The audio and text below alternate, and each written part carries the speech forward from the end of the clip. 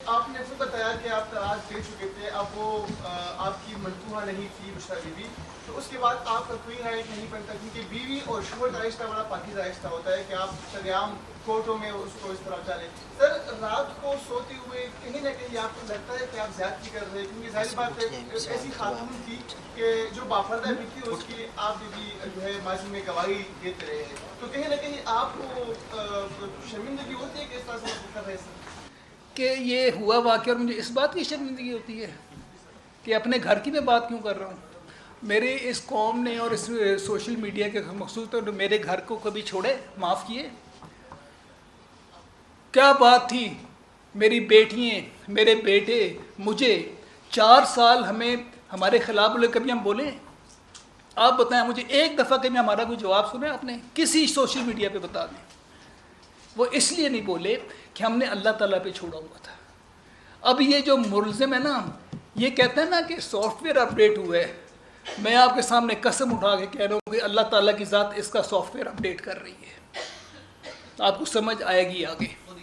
خاور مالکہ صاحب، آپ کی بیٹیوں کا بھی ایک ویڈیو پیغام وائرل ہو رہا ہے جس میں قرآن پاک پہ حلف رکھ کے، ہاتھ رکھ کے آپ کی بیٹیاں یہ گواہی دے رہی ہیں کہ ہماری جو والدہ ہیں وہ بڑی پابردہ ہیں اور ان پر جھوٹے اور من گھڑت الزامات لگائے جا رہے ہیں۔ دوسری طرف آپ 4 سال خاموش رہے، آپ پر الزامات لگتے رہے کہ آپ DPO کے تبادلے کرواتے رہے ہیں۔ آپ کی ایک ویڈیو بھی وائرل ہوئی جس میں آپ فائرنگ کر رہے تھے۔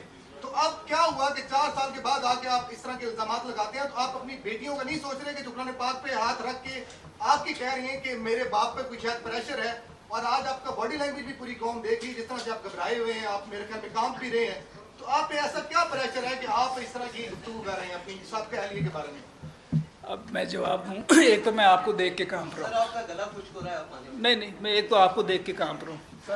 دوسرا یہ ہے کہ آپ نے ایک سوال میں نا 5 سوال کیے ہیں۔